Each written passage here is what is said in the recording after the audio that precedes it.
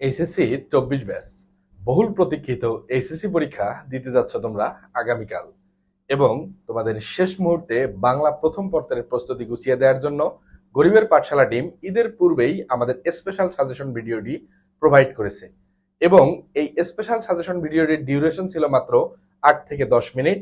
গুরুত্বপূর্ণ প্যাসেজ, গদ্য, পদ্য, কোন টপিকটা থেকে কিভাবে প্রশ্ন আসতে পারে তার একটা কমপ্লিট অ্যানালাইসিস কিন্তু আমরা দিয়ে দিয়েছিলাম।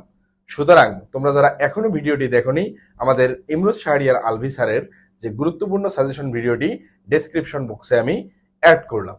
এখন আসি আগামীকাল বাংলা পরীক্ষায় তোমরা কিভাবে পরীক্ষার হলে খুব বেশি ইফেক্টিভ ওয়েতে নাম্বার তুলতে পারো।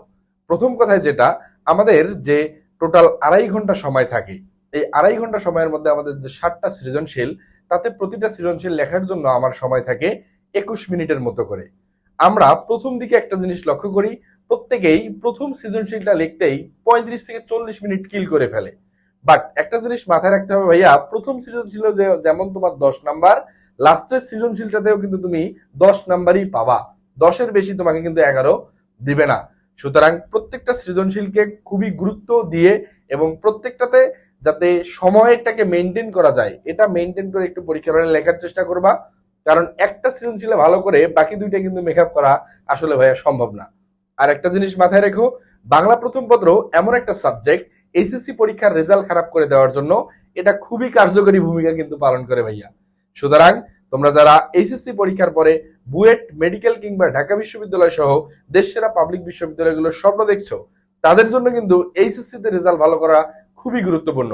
এইচএসসির এই বাংলা প্রথম পত্রের অংশটাতে একটু বেশি জোর দাও, একটু বেশি সিনসিয়ার থাকো। এখানে প্লাস মিস হয়ে গেলে তোমার হয়তো কাঙ্ক্ষিত বুয়েট পরীক্ষায় তুমি বসতে নাও পারো, মেডিকেল পরীক্ষায় তোমার রেজাল্টের কারণে অনেক নাম্বার কাটা যেতে পারে, ঢাকা বিশ্ববিদ্যালয় ভর্তি পরীক্ষায় অনেক নাম্বার কাটা যেতে পারে।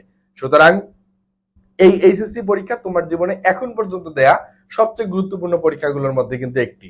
সুতরাং এই শেষ মুহূর্তে আজকে এত বেশি ডিপ্রেসড বা হতাশ না থেকে, আমাদের সাজেশন ভিডিওতে যে কয়েকটা টপিকের নাম বলছি, যেভাবে প্রশ্নগুলো অ্যানালাইসিস করার কথা বলা হয়েছে, এভাবে দেখো তোমার পড়াটা গুছানো হয়েছে কিনা।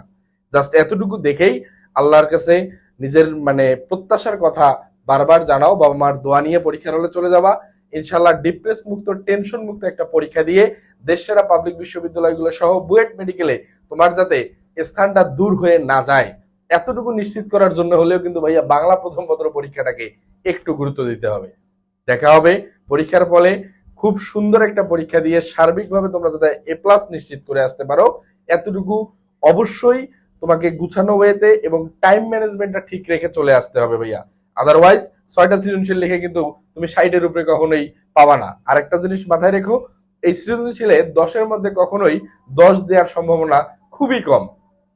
সুতরাং প্রত্যেকটা সৃজনশীলকে গুরুত্ব দিয়ে, প্রত্যেকটা মিনিটকে গুরুত্ব দিয়ে এইচএসসি পরীক্ষা দিয়ে আসো।